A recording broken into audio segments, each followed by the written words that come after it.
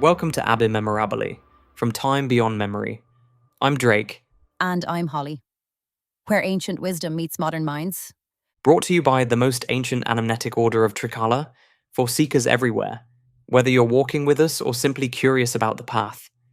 Each episode, we explore the hidden patterns that connect philosophy, consciousness, and human transformation. Drawing from traditions east and west, old and new, familiar and forgotten. Because some truths exist outside of time, waiting to be remembered, not learned. On this episode, we're entering the sacred halls of Eleusis, where for nearly 2,000 years, the greatest minds of antiquity experienced something so profound they considered it the pinnacle of human existence, yet never spoke of what actually happened inside. Drake, imagine keeping a secret for 2 millennia.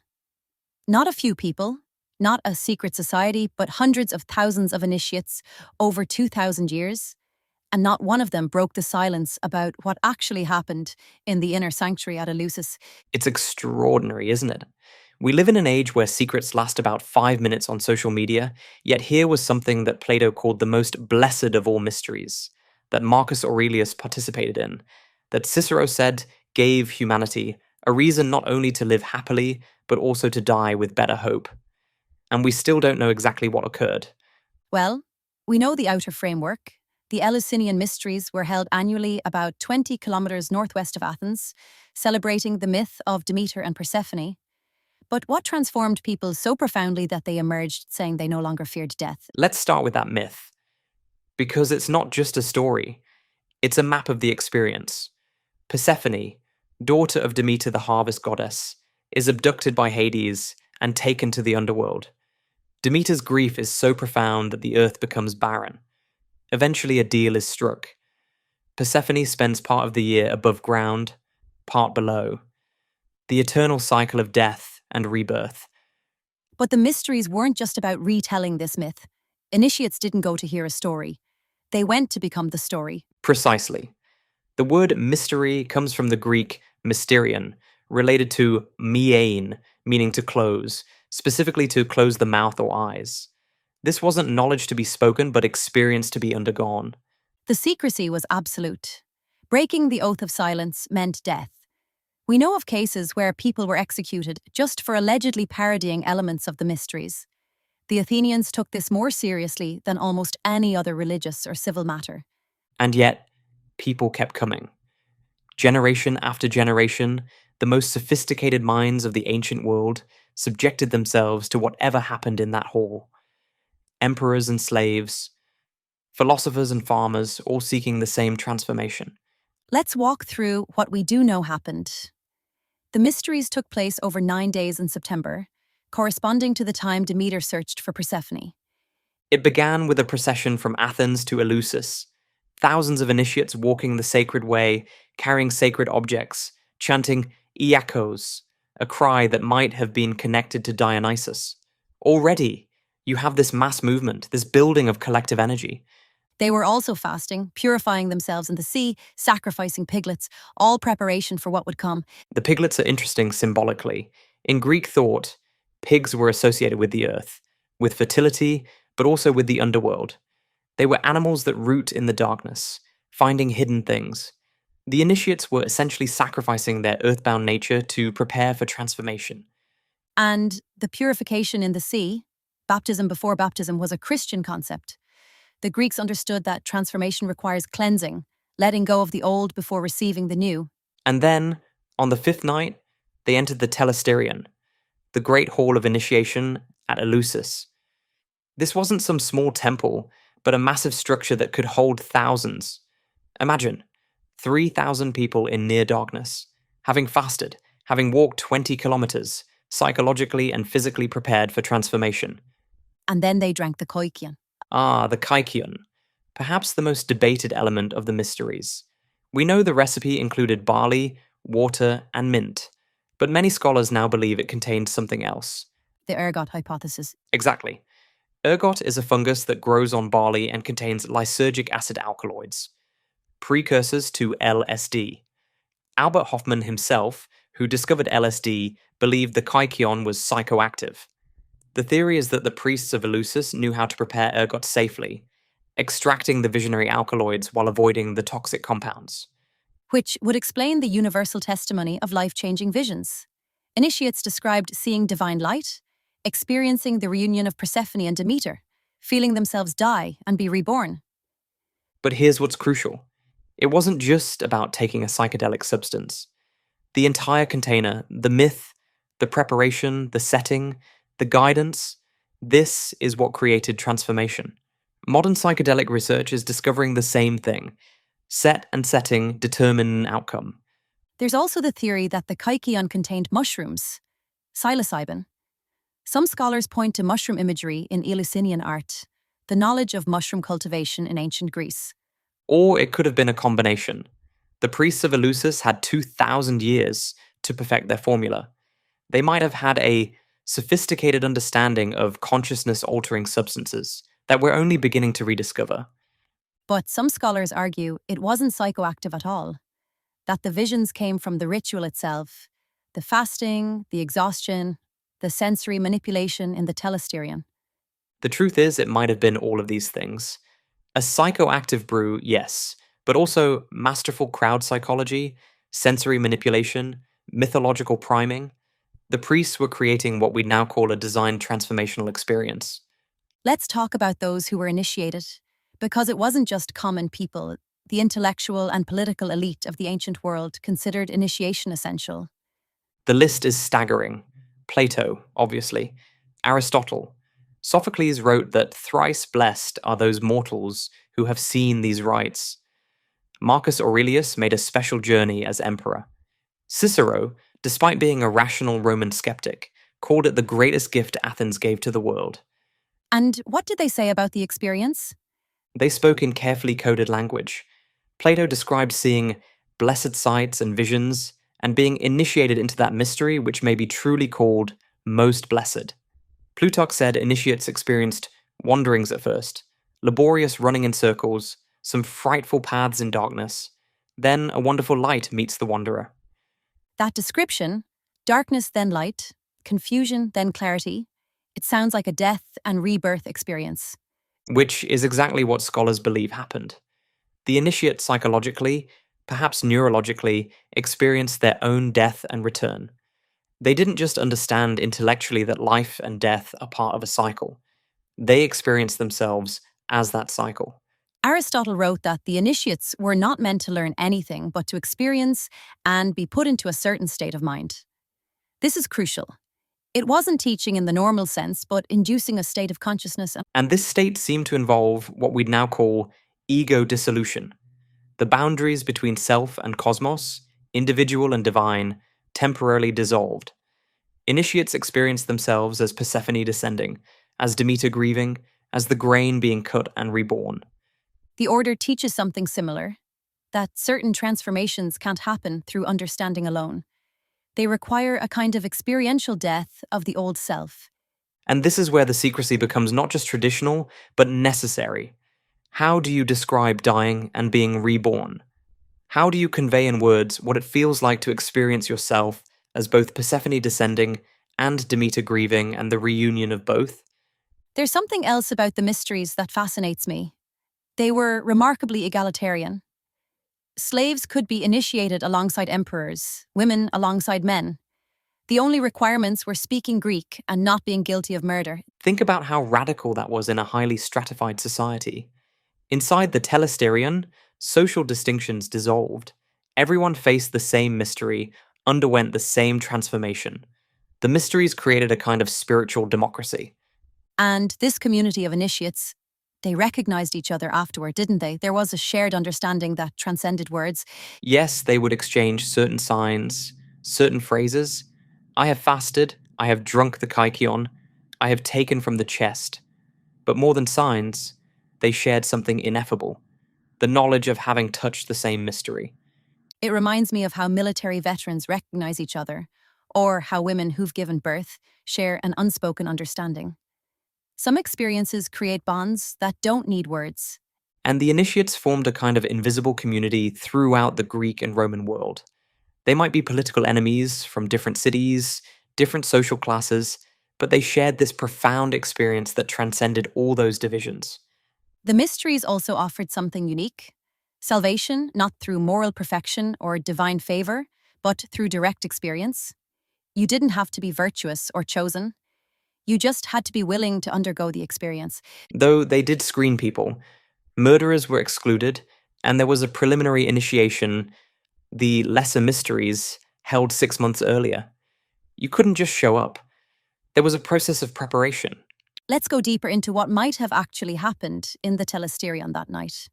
Beyond the kykeon, we have hints of a sacred drama being performed. The Hierophant, the High Priest, would have shown the initiates sacred objects, the things shown, or deiknimena. But what were they?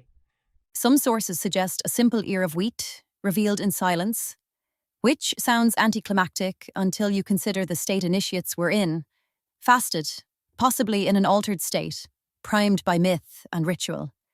That grain could have contained the entire cosmos, seed and fruit, death and life, the promise of regeneration.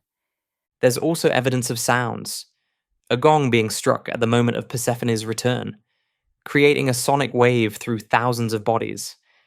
And lights. The telesterion had an opening in the roof called the anacteron. At the climactic moment, fire would appear, light flooding the darkness.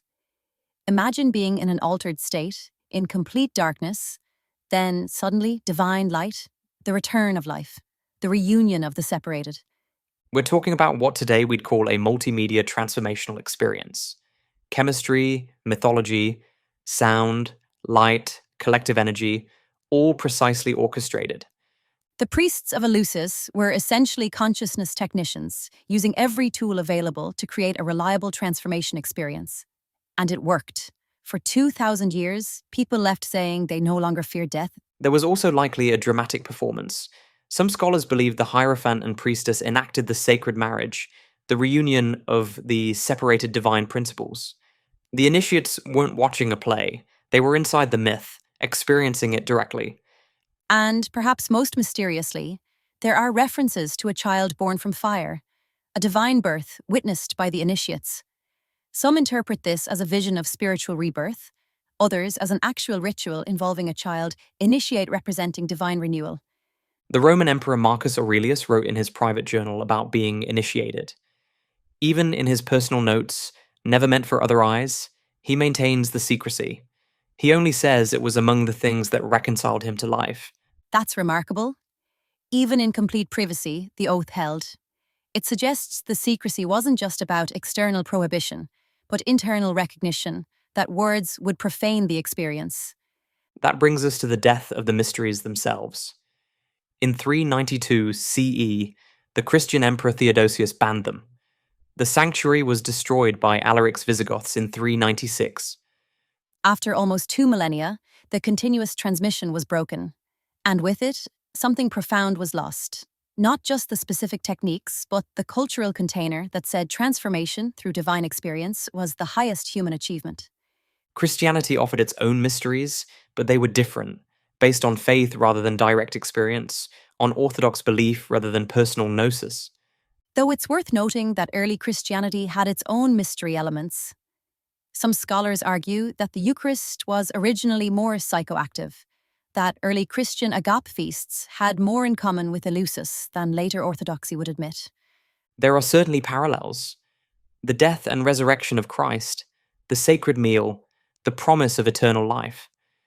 Some scholars think early Christians deliberately adopted mystery religion language and structure to appeal to pagans. But the key difference is that Christianity made its mysteries public, its story known. The transformation became metaphorical rather than experiential. Which raises a profound question. Is there something about genuine transformation that requires secrecy? That can't survive full exposure to public scrutiny? Perhaps because transformation is inherently personal, ineffable. When you try to standardize it, codify it, make it orthodox, you lose the living essence.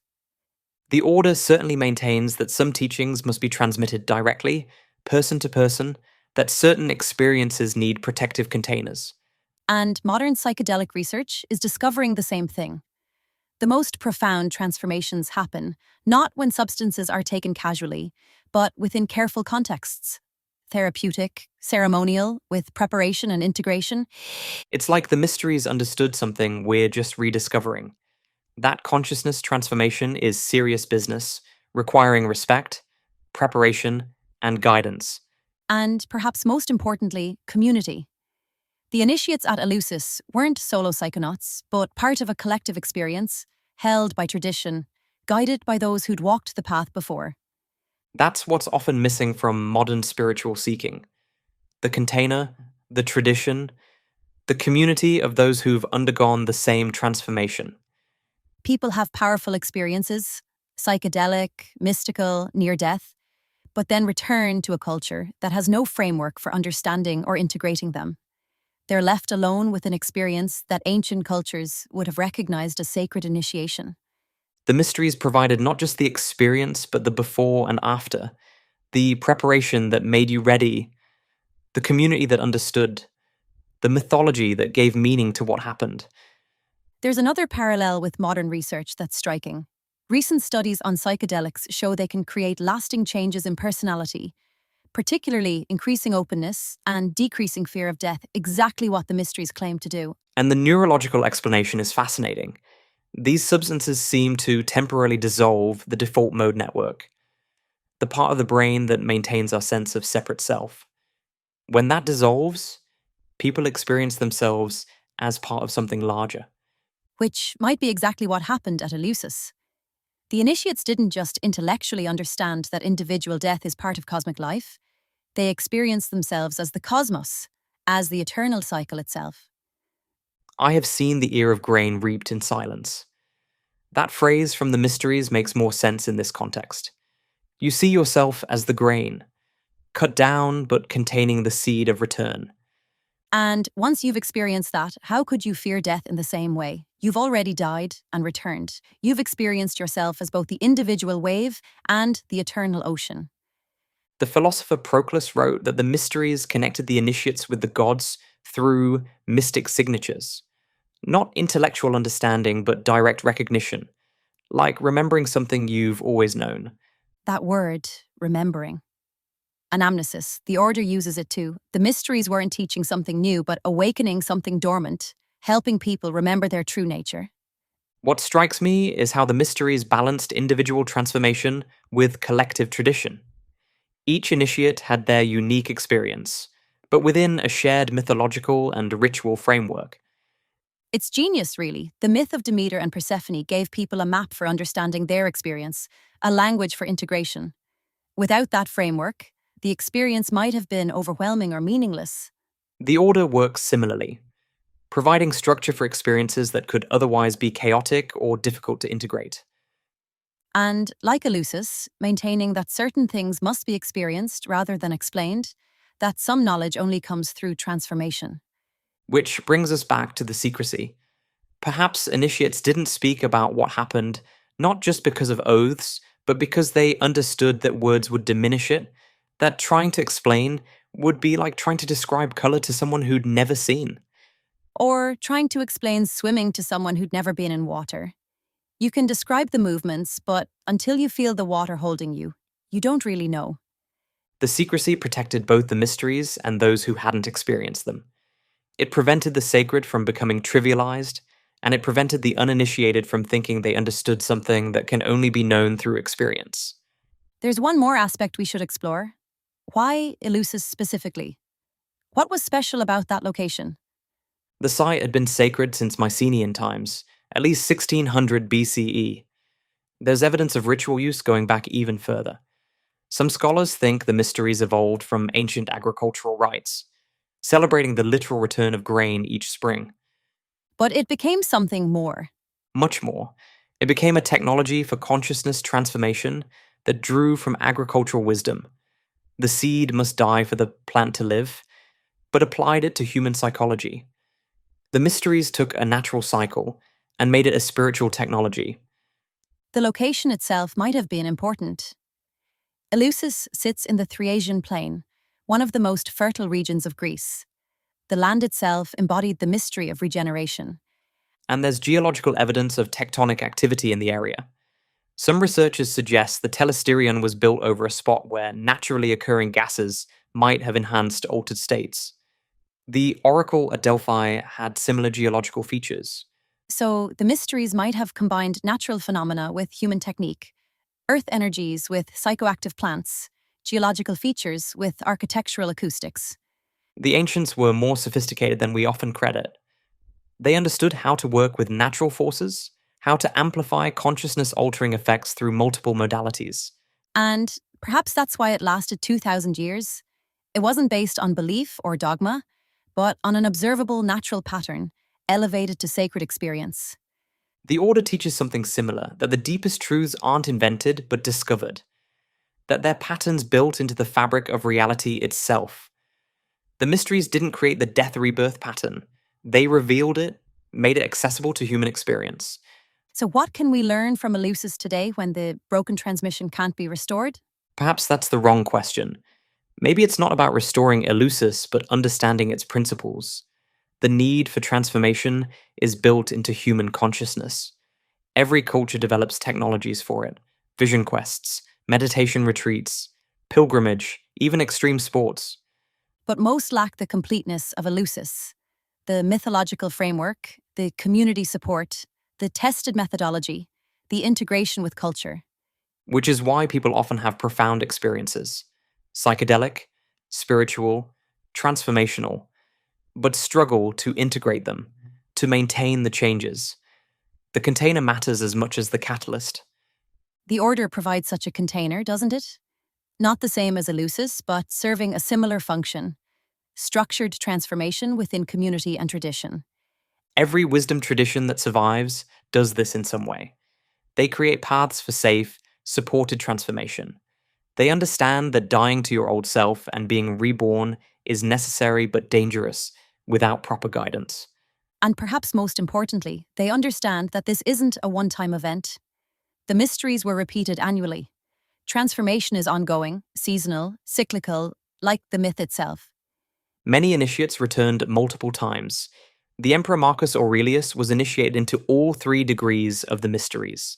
Each return brought deeper understanding, further transformation. Like peeling layers of an onion. Each initiation revealed more, but there was always more to reveal. You know what I find most moving about the Eleusinian Mysteries? The testimony of gratitude from initiates. They didn't speak of gaining powers or secret knowledge, but of receiving a gift. The gift of seeing life and death as one movement. It's humbling. With all our modern sophistication, we haven't improved on what happened in that hall at Eleusis. We still seek the same transformation, the same liberation from the fear of death. And perhaps the mystery's greatest teaching is that this transformation is possible, that humans have always found ways to touch the eternal, to experience themselves as part of the greater mystery. The secrecy wasn't about exclusion, but about protection. Protecting something precious, something that could only survive in the right conditions. Like a seed that needs darkness to germinate. Some transformations can't happen in full daylight, under public scrutiny. They need the protective darkness of mystery, of sacred secrecy. And maybe that's why we're still talking about Eleusis 2,000 years after it ended. Not because we know what happened, but because we recognize in its silence something essential about transformation itself, that the deepest truths can't be spoken, only undergone. The mysteries live on not in books or ruins, but in every authentic transformation, every genuine initiation into deeper understanding. Whenever someone truly dies to their old self and is reborn, Eleusis continues. The forms change, but the essence remains. The need to touch the eternal, to experience our connection to the cosmic cycle, to transform fear into understanding, these are human universals. And perhaps that's the real mystery of Eleusis. Not what specific techniques they used, but that they found a way to reliably facilitate this transformation for 2,000 years. Making the ineffable accessible, the transcendent immanent, the eternal present. Thank you for joining us for this exploration. Ab immemorabili, from time beyond memory. Until next time, keep questioning, keep growing. And remember, the wisdom you seek has always been within you. You're not learning it, You're remembering it.